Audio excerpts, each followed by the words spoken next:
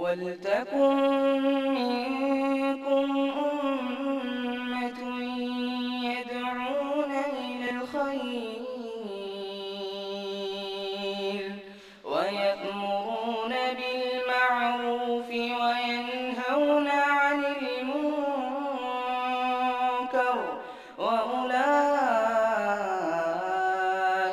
هُمُ الْمُفْلِحُونَ. السلام علیکم ورحمۃ اللہ وبرکاتہ۔ ان الحمد للہ نحمده ونستعینه ونستغفره ونعوذ باللہ من شرور انفسنا ومن سیئات اعمالنا، من يهده اللہ فلا مضل له ومن يضلل فلا هادی له واشهد ان لا الہ الا اللہ وحدہ لا شریک له واشهد ان محمدا عبده ورسوله اما بعد فان خیر الحدیث کتاب اللہ وخیر الهدی هدی محمد صلی اللہ علیہ وسلم وشر الامور محدثاتها وكل محدثة بدعة وكل بدعة ضلالة وكل ضلالة في النار۔ محترم حاضرین، دوستو، بزرگوں اور ساتھیوں، کل کے درس میں دلوں کے نرم کرنے والے معاملات میں سے یا دلوں کو نرم کرنے کے نبوی نسخے میں سے 8ویں نسخے کی جانب ہم آپ کی رہنمائی کر رہے تھے کہ اللہ سبحانہ و تعالیٰ نے فرمایا، یا ایہا الناس، اے لوگو، ان وعد اللہ حق، اللہ کا وعدہ حق ہے، سچا ہے۔ کس چیز کا؟ جنت کا بھی، جہنم کا بھی۔ نیکی کرو گے جنت دے گا اللہ تعالیٰ، یہ وعدہ بھی سچا ہے، اور برائی کرو گے تو اس کی سزا دے گا، یہ وعدہ بھی اللہ کا سچا ہے۔ اس میں کہیں پر کوئی جو ہے شک و شبہ کی گنجائش نہیں ہے۔ اللہ کہتا ہے فَلَا تَغُرَّنَّكُمُ الْحَيَاةُ الدُّنْيَا، دنیا کی یہ زندگی تمہیں دھوکے میں نہ ڈالے، وَلَا يَغُرَّنَّكُمْ بِاللَّهِ الْغَرُورُ، اور اللہ سے شیطان تم کو دھوکے میں نہ ڈالے، یعنی اللہ کے راستے سے دھوکہ دے کر کے تم کو بھٹکا نہ دے۔ شیطان کا کام ہی یہی ہے، دھوکہ دینا۔ حضرت آدم علیہ السلام کو دھوکہ دے کر کے اس نے اللہ سبحانہ و تعالیٰ کی نافرمانی کرنے پر مجبور کیا۔ قسم کھاتا ہے کہ یہ پھل اس وجہ سے تم کو منع کیا گیا ہے کہ کھا لو گے تو تم فرشتے ہو جاؤ گے، اس وجہ سے اللہ نے روکا، تم کھا لو امر ہو جاؤ گے، کبھی نہیں مرو گے، موت تم کو نہیں آئے گی۔ بہلا کے پھسلا کر کے حضرت آدم علیہ السلام کو وہ پھل کھانے کے اوپر مجبور کر دیا۔ تو کہا یہ شیطان تمہیں اللہ سبحانہ و تعالیٰ کے راستے سے بھٹکا نہ دے۔ اور اس کے بعد اللہ نے کہا ان الشیطان لکم عدو، یہ جان جاؤ شیطان تمہارا دشمن ہے، فاتخذوہ عدوا، تم اس کو اپنا دشمن بناؤ۔ اللہ نے شیطان کو کہا کہ اس کو دشمن بناؤ، تو ہم اس کو کیا کرتے ہیں؟ اپنا دوست بناتے ہیں۔ اور انسانوں کو کہا کہ ان سے دوستی کرو، مل جل کر کے رہو، تو آپس میں انسان ایک دوسرے کے دشمن بنے پھرتے ہیں۔ دیکھیے، مومن ایک دوسرے کے دشمن بنے پھرتے ہیں، اور وہی شیطان کو اپنا دوست بنائے ہوئے ہیں۔ اللہ نے کہا کہ یہ تمہارا دشمن ہے اور اس سے تم دشمنی نبھاؤ۔ اب یہ بتائیے، کوئی دشمن آ کر کے آپ کو کسی کام کا مشورہ دے گا، کیا آپ اس کے مشورے کو مانیے گا؟ صحیح بات بھی اگر دشمن بتائے تو آدمی 1 سیکنڈ کے لیے رک جائے گا، یہ کیوں بول رہا ہے یہ کرنے کے لیے، اس میں کہیں آگے چل کے کوئی خرابی تو نہیں ہے، اس لیے ایسا بول رہا ہے۔ اللہ نے راستہ واضح کر دیا، اس کے بعد ابلیس آ کر کے ہمارے دلوں کے اندر باتیں ڈالتا ہے، اور ہم اللہ سبحانہ و تعالیٰ کے راستے کو چھوڑ کر کے ابلیس کے طریقے کے اوپر چل جاتے ہیں۔ اس سے ہم عقل مند ہونے کا ثبوت دیتے ہیں یا بے وقوف ہونے کا؟ بتائیے، خود فیصلہ کریں، ہم کس کا ثبوت دیتے ہیں؟ ہم عقل مند ہونے کا یا بے وقوف ہونے کا؟ جو دشمن کی مانے وہ عقل مند ہے یا بے وقوف ہے؟ بے وقوف ہے۔ اس کا مطلب یہ ہے کہ اگر ہم نافرمانی کرتے ہیں ابلیس اور شیطان کی بات مان کر، تو ہم بے وقوف ترین لوگوں میں سے ہیں، بے وقوف لوگوں میں سے، چاہے دنیا میں جس قدر بھی عقل مند ہم کیوں نہ ہو جائیں۔ شیطان ہمیں دھوکہ دیتا ہے اور اللہ کے راستے سے بھٹکاتا ہے۔ شیطان 2 طرح کے ہیں، ایک شیاطین جن جو شیطان ہیں یہ جو نظر نہیں آتے، اور ایک شیاطین انس ہیں جو نظر آتے ہیں ہمیں اور آپ کو۔ اللہ کے نبی صلی اللہ علیہ وسلم نے فرمایا دعات علی ابواب جہنم، لوگوں آگاہ ہو جاؤ، کچھ داعی ایسے ہوں گے جو تمہیں جہنم کی طرف بلائیں گے۔ دعات علی ابواب جہنم من اجابوها قذفوه فیها، جو ان کے پکار کو سنے گا اور ان کی بات سنے گا وہ اس کو پکڑ کر کے جہنم میں ڈال دیں گے۔ آج کتنے ایسے دعات ہیں جو انسانوں کو بے علمی کی بنیاد کے اوپر جہنم کی طرف بلاتے ہیں۔ اب کوئی آدمی یہ کہے کہ ابلیس تو نظر نہیں آتا، ہم اس کو کیسے پہچانے؟ تو اہل علم نے لکھا ہے کہ تمہارے دل میں جب بھی کبھی اللہ کی نافرمانی کا جذبہ پیدا ہو، اذان ہو رہی ہے، ابھی ہم بتا دے رہے ہیں ابلیس کو کیسے پکڑیے گا، کیسے جانیے گا کہ یہ شیطان ہے۔ اذان ہو رہی ہے، ٹھیک، کوئی کام نکل آیا۔ اب اگر اذان مسجد آنے کو چھوڑ کر آدمی کسی کام کی طرف گیا تو سمجھیے کہ ابلیس کی مانا ہو، ورنہ اگر اللہ کی مانتا تو اللہ کی پکار آ چکی ہے، بلاوا اللہ کی جانب سے آ چکا ہے۔ اب اس کے بعد کوئی کام نہیں کرنا، سیدھے مسجد آ جانا ہے اللہ سبحانہ و تعالیٰ کی عبادت کرنے کے لیے۔ اگر یہ ہم نہیں کرتے تو ہمیں کیا سمجھنا چاہیے؟ یہ سمجھنا چاہیے کہ ہم ابلیس کے چنگل میں آ چکے ہیں، اس کے جال میں پورے طور پر پھنس چکے ہیں۔ اللہ تعالیٰ ہم کو اور آپ کو ابلیس کے شکنجے سے محفوظ رکھے۔ اب اس سلسلے میں حدیث دیکھیے، کہتے ہیں راوی حدیث کے اتیت عثمان ابن عفان بطہور، حضرت عثمان ابن عفان رضی اللہ تعالیٰ عنہ کے پاس میں پانی کا برتن لے کر کے پہنچا۔ طہور کہتے ہیں پانی کے برتن کو جس میں پانی رکھ کر کے آدمی وضو وغیرہ کرے، طہارت جس سے حاصل کرے۔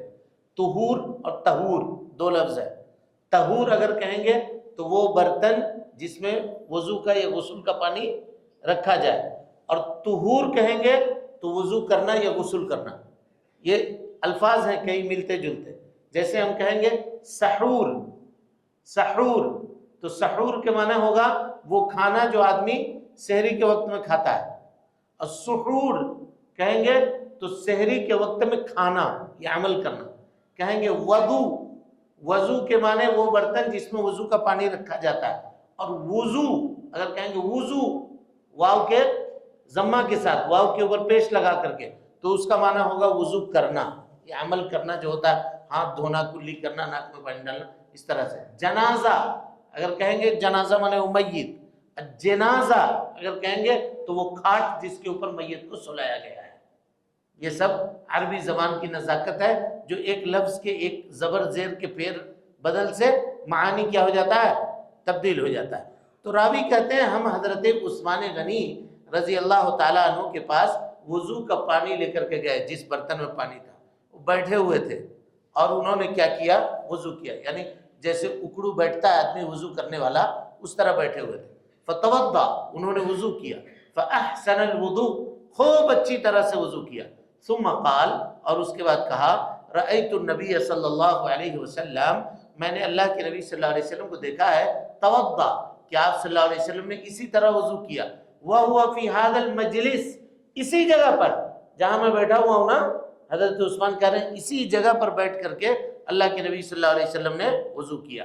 اور اس کے بعد کہا من توضا مثل هذا الوضوء، جو آدمی اس وضو کی طرح وضو کرے، ثم اتى المسجد، اور اس کے بعد مسجد آئے، فرکع رکعتین، اور اس کے بعد 2 رکعت نماز ادا کرے، ثم جلس، اور پھر بیٹھ جائے نماز کے انتظار میں، غفر له ما تقدم من ذنبه، اللہ سبحانہ و تعالیٰ اس کے گزشتہ تمام گناہوں کو معاف کر دیتا ہے، گزشتہ تمام گناہوں کو معاف کر دیتا ہے۔ اس کے بعد حضرت عثمان کہتے ہیں، اور اس کے بعد نبی صلی اللہ علیہ وسلم نے کہا لا تغتروا، دھوکے میں مت پڑنا، لا تغتروا مانے دھوکے میں مت پڑنا۔ کیا دھوکے میں مت پڑنے کا کیا مطلب ہے؟ کہا اہل علم نے کہ یہاں 2 معنی ہیں۔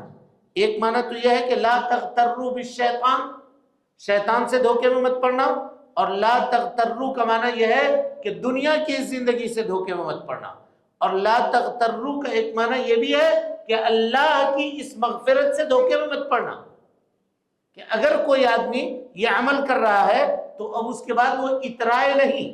اترانا یہ اللہ سبحانہ وتعالی کے خوف سے مامون ہونا ہے. اور جب کبھی آدمی اللہ کے خوف سے اپنے آپ کو سمجھے گا کہ ہم مامون ہیں، اسی وقت شیطان کا حملہ اس کے اوپر ہوگا، اسی راستے سے شیطان اس کے پاس آئے گا. اب یہاں ایک سوال یہ ہے کہ کوئی آدمی وضو کر کے اپنے گھر میں نماز پڑھے تو اس کو یہ ثواب ملے گا یا نہیں ملے گا؟ مثلا وضو کیا اور سنت نماز گھر میں پڑھا اور یہاں آ کر کے فرض نماز ادا کیا، ملے گا نہیں ملے گا؟ ملے گا، کیونکہ ایک اور روایت ہے اس میں اللہ کے نبی صلی اللہ علیہ وسلم نے مسجد کا ذکر نہیں کیا.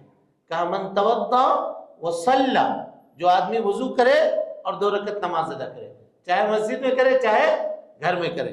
اور نفل نماز ادا کرنے کے لیے بہترین جگہ کیا ہے؟ گھر ہے. آدمی گھر میں، بلکہ اگر فرض نماز یہاں ادا کرے تو نبی صلی اللہ علیہ وسلم نے کہا کہ اپنے نمازوں کا کچھ حصہ گھر کے لیے بچا کر کے رکھے. گھر میں پڑھے گا تو گھر میں خیر و برکت ہوگی.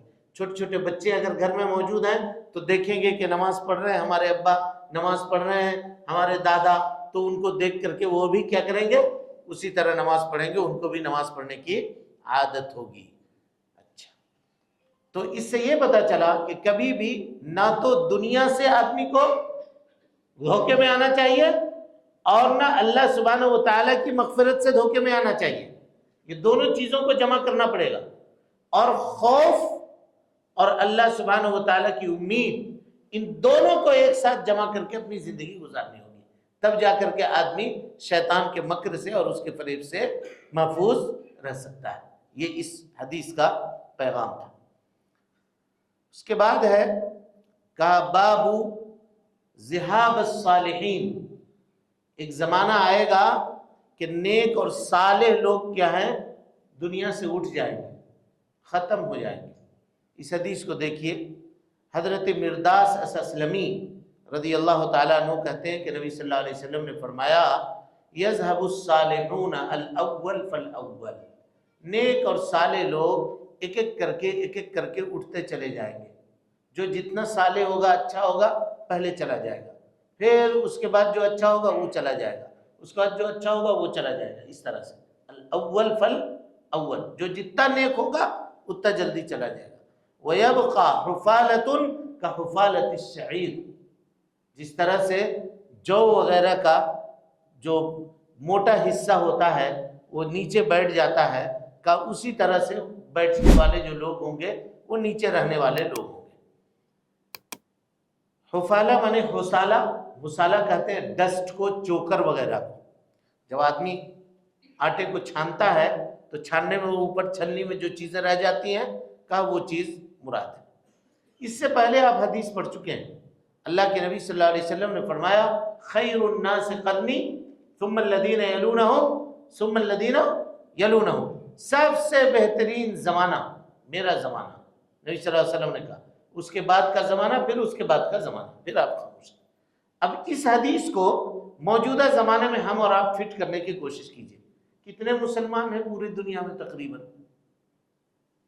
کتنے مسلمان ہیں؟ تقریباً 200 کروڑ پوری دنیا میں. 200 کروڑ میں نیک اور صالح لوگ کتنے کروڑ ہوں گے؟ اندازہ لگائیے. 1 کروڑ ملنا بھی مشکل ہے، الا من رحم اللہ. اگر ہم دیکھیں تو ہماری حیثیت اسی چوکر کی طرح سے ہے، صالحین میں سے. ہم کہہ سکتے ہیں، ہم میں کا کوئی آدمی یہ دعویٰ کر سکتا ہے کہ ہم نیک اور صالح ہیں؟ خود اپنے آپ کو پرکھیے نا بھائی. ہم کیا کہیں گے؟ ہم اپنا امتحان خود لیں. ہم نہیں دے سکتے. 10 نمبر اگر دینے کے لیے دیا جائے، ہم مائنس نمبر بھی اپنے آپ کو، میں کہہ رہا ہوں نہیں دے سکتے، میں نہیں دے سکتا. اب آپ اپنا اندازہ لگائیے خود. نہیں ہے نیک اور صالح ہم لوگ، نہیں ہے. موقع پرست ہیں، عبادت کا موقع ملتا ہے کر لیتے ہیں، نہیں موقع ملے نہیں پڑھیں گے نماز. ہوتا ہے یہ معاملہ، سب کے ساتھ ہے. اللہ تعالیٰ رحم کرے، اللہ تعالیٰ معاف کرے ہم سب کو. میرے بھائی اس طرح سے کشتی کنارے لگنے والی نہیں ہے.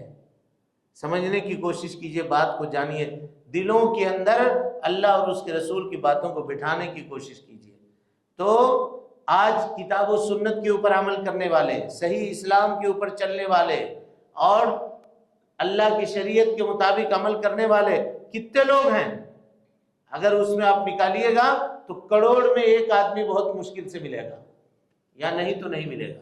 ہم تو بتا دیے کہ یہ حالت ہے لوگوں کی دنیا کے اندر۔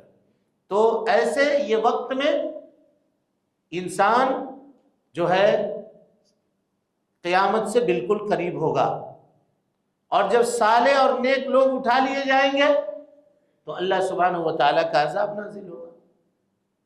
یہی ہوتا ہے، کیونکہ یہ جان لیجئے ایک بھی موحد جب تک دنیا کے اندر باقی ہے، ایک بھی، قیامت قائم نہیں ہوگی۔ اور جس دن وہ ایک اکیلا آدمی بھی چلا گیا اور کوئی نہیں بچا، اسی دن اللہ کی قیامت روئے زمین پہ قائم ہو جائے گی، سمجھ لیجیے۔ تو انسان کو چاہیے کہ وہ اپنے آپ کو نیک اور صالح بنانے کی کوشش کرے، کیونکہ جیسے جیسے زمانہ دور ہوتا چلا جائے گا نبوت کے زمانے سے، نبی صلی اللہ علیہ وسلم کے زمانے سے، ویسے ویسے نیکی اور اچھائی اور بھلائی اس کا خاتمہ ہوتا چلا جائے گا، بھلائی کا خاتمہ ہوتا چلا جائے گا۔ اس کے بعد اللہ کے نبی صلی اللہ علیہ وسلم کہتے ہیں، حدیث دیکھیے، کہا قرآن مجید کی آیت ہے لیکن یہ حدیث کے میں نبی صلی اللہ علیہ وسلم نے اس کو ذکر کیا کہ انما اموالکم و اولادکم فتنہ، تمہارا مال اور تمہارے اولاد یہ تمہارے لیے کیا ہے؟ فتنہ۔ اولاد فتنہ ہے یا نہیں ہے؟ ہاں، مال فتنہ ہے یا نہیں ہے؟ اچھا، فتنہ مانے کیا بھائی؟ ہاں، عبادت سے غافل، یعنی اگر ہم لوگ فتنہ بولتے ہیں تو فتنہ میں برائی کا پہلو زیادہ سمجھ میں آتا ہے، ایسا نا؟ حالانکہ ایسا نہیں ہے، اولاد خیر کا بھی فتنہ ہے، شر کا بھی فتنہ ہے، دونوں چیزیں ہیں۔ مال اس میں خیر بھی ہے اور اس کا بھی فتنہ ہے، یعنی ایک آدمی مال دے رہا ہے، خیر کے راستے میں لٹا رہا ہے، لیکن اپنے آپ کو سمجھ رہا ہے کہ ہم حاتم تائی ہیں، میرے علاوہ کوئی نہیں دے سکتا، میں جتنا دے رہا ہوں، تب کیا ہوگا؟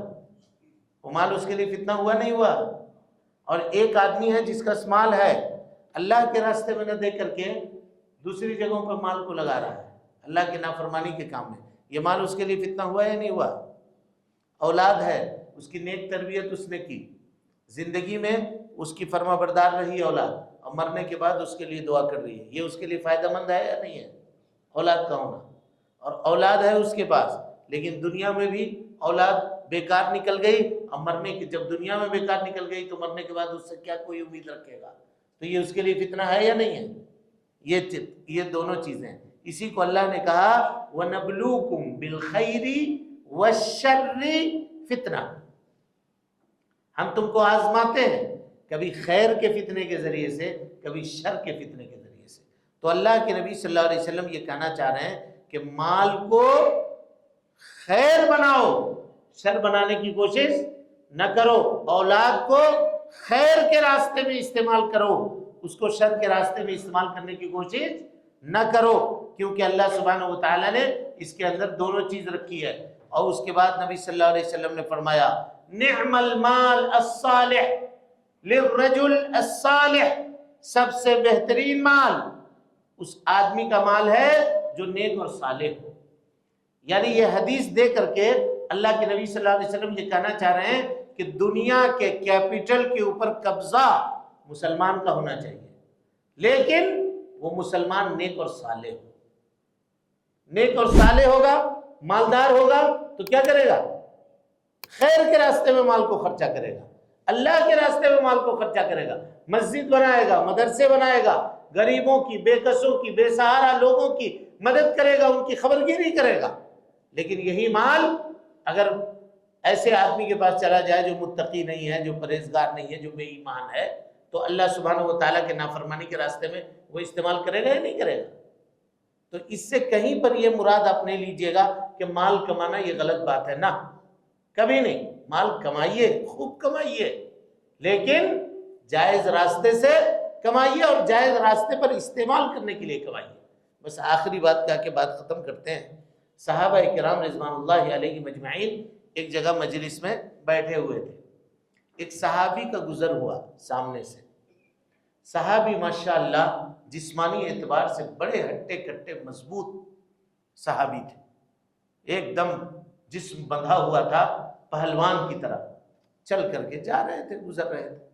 صحابہ نے کہا کہ کتنا اچھا ہوتا کہ یہ بھی اللہ کے راستے میں نکلتے. لو خرج فی سبیل اللہ، اللہ کے راستے میں اتنی زبردست اللہ نے قوت دی ہے، طاقت دی ہے، اتنا اچھا فگر ہے، دشمن دیکھ کر کے ڈر جائے گا.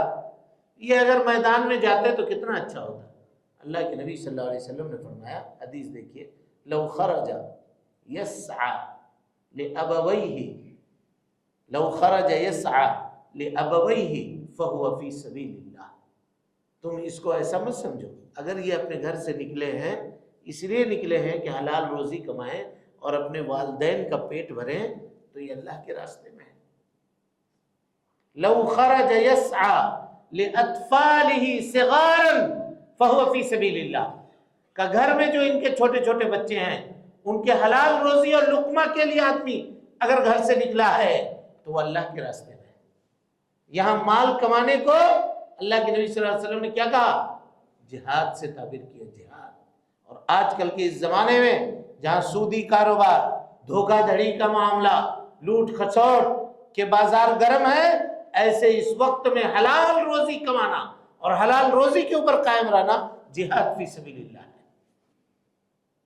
جہاد فی سبیل اللہ ہے اس راستے میں. اور مومنوں کو چاہیے کہ وہ اس راستے کو اپنانے کی کوشش کریں تاکہ اللہ سبحانہ و تعالیٰ کی خیر حاصل ہو. جس طرح سے اس صحابی کے بارے میں جو مال کمانے کے لیے جا رہے تھے گھر سے، تو اللہ کے نبی صلی اللہ علیہ وسلم نے کہا کہ چھوٹے چھوٹے بچوں کا پیٹ بھرنے جا رہا ہے یہ، یا اپنے والدین کی دیکھ ریکھ کرنے کے لیے، ان کو کھلانے پلانے کے لیے جا رہا ہے، یہ اللہ کے راستے میں.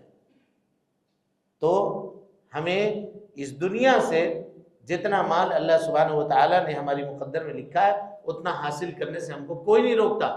لیکن ہم بار بار یہی بات کہہ رہے ہیں، اس کو عبادتوں کی بنیاد پہ آدمی نہ کرے، اللہ کی عبادتوں کی بنیاد پہ نہ کرے. رب العالمین کی عبادت یہ سب سے اولین ہے. اس کے بعد جو وقت بچ جائے ہم اپنی ضرورت کے لیے استعمال کریں، شریعت اس سے شریعت کو نہیں روکتا. رب العالمین سے دعا ہے کہ اللہ تعالی ہم سب کو حسن عمل کی توفیق دے، ہم سب کی اصلاح فرمائے، نیکیوں کو شرف قبولیت سے نوازے، سیئات سے درگزر فرمائے. اے اللہ ہم میں سے جو لوگ بیمار ہیں انہیں شفائے کاملہ عاجلہ نصیب فرما دے. اے اللہ جو پریشان حال ہیں ان کی پریشانیوں کو دور فرما دے. جب تک زندہ رکھ، دین اسلام پہ زندہ رکھ، اور جب اٹھا ایمان پہ اٹھا. آمین وآخر دعوانا الحمدللہ رب العالمین.